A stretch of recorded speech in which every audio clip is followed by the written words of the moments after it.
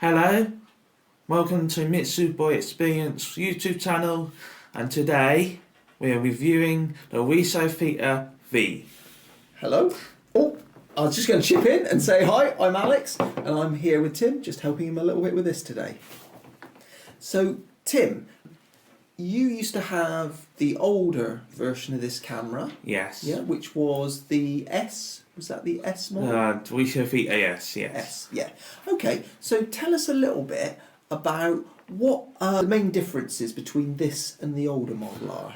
This is mainly 4K with higher resolution pictures, and it's got spherical sound. Okay, so describe for us a little bit about what the spherical sound does and how that works. The spherical sound is one track mono sound, which when you turn the camera around, as you can hear, if Alex starts talking, Blah, blah, blah, blah, blah, blah, blah. yeah. So if you turn over to him, you'll hear him better than me. Okay. Because it's got a headlock feature on it. So it's a kind of directional feature for the sound. So Yes. basically, wherever the sound's coming from, you should be able to hear that through your speakers. If everything's or good. headphones. Or headphones. Okay. So when we were just saying about the differences, what is the difference, for example, in things like the is there any difference in the battery life or storage? Things like that. The storage is actually 19 gigs, so 8 gigs now. So okay, so over double the storage, but But the storage, if you're doing in 4K, it's going to build up. So because the 4K footage records in much higher resolution, of course you need more storage. So it's not really, I guess, a huge leap forward, is it? No, but it only records for 30 minutes still. Okay. Yeah. Okay, yeah. Now, we were just chatting, and Tim, you were saying about the problem with charging this camera. So tell us a little bit about what you've noticed. The charging with the camera, you only can do it by a PC or a laptop or anything with the USB. Okay. You can't plug it into the mains or run it off of any battery power supplies. Okay, so they recommend you to only charge it from a computer USB, which obviously has some limitations.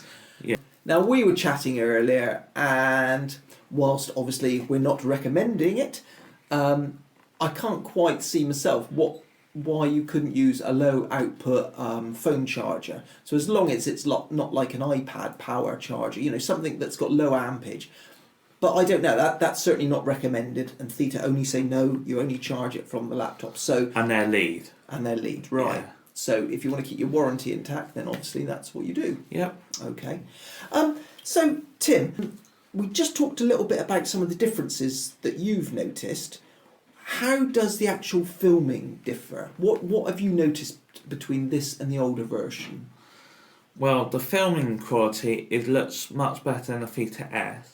In all colour wise, the pixel wise, and everything.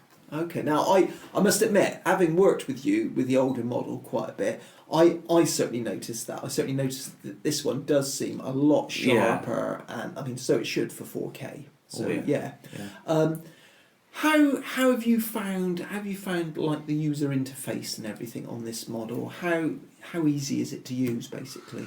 It's very simple. You've got an on and off switch, a Wi-Fi button, and a mode button. Okay. Which mode is picture mode and the video mode as we are now. Okay. And how now? Because you're sat there using your phone to operate it. So how does that work? How does the connection between? I'm presuming you've got the Theta. Yeah, I've got the Theta app up and running. All right, and that's on Android, isn't it? Yeah, Android. Right. But it's also for iOS as well. Okay. So how do you find that connects and works? And sometimes to connect the camera is a bit of a faffle. Okay, bit hit and miss. Yeah.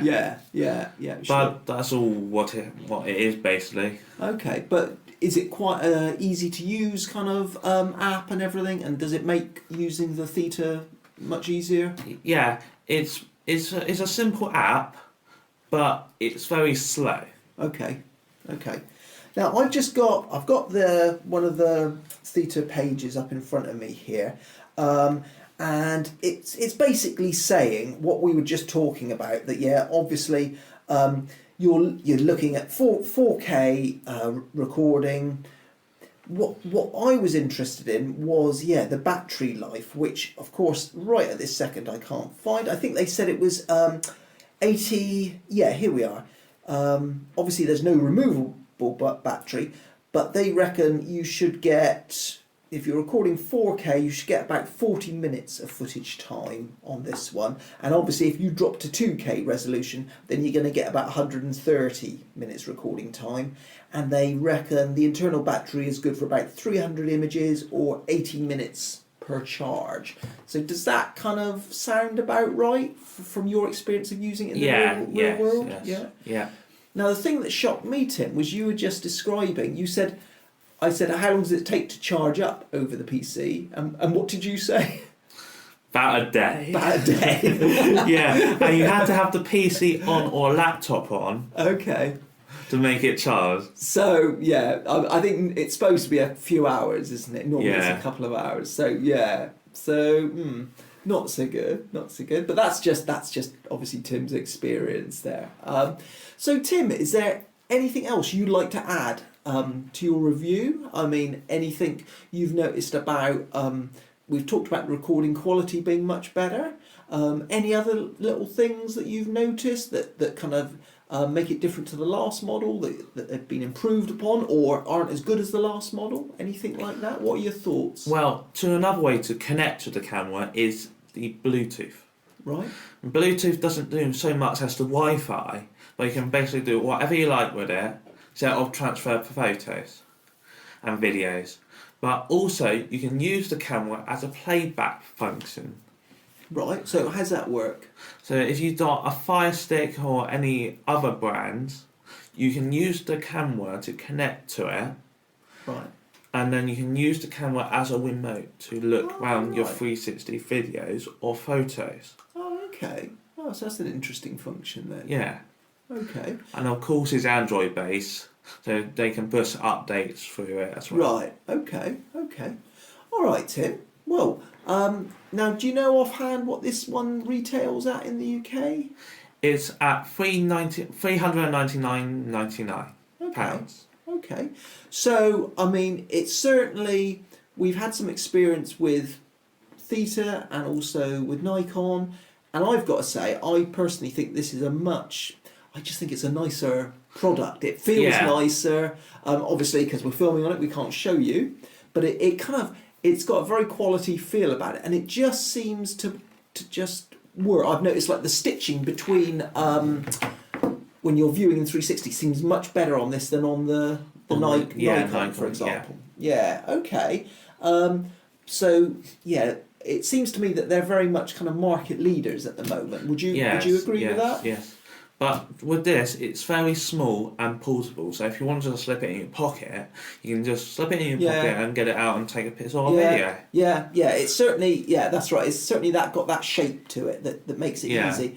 And I know that you've had it strapped to the side of your horse riding helmet when you've been doing carriage driving and stuff. I'm still trying to convince Tim to let me strap it to the front of my Triumph motorcycle. He's not so keen. 300 odd quid. Can't understand why, but there you go. But it's a very nice looking unit, and it's certainly got a quality feel, I would say. But, all right, Tim. Well, thank you very much for that, and over to you. Yeah. So hope you enjoyed this video, and we'll see you next time. Okay.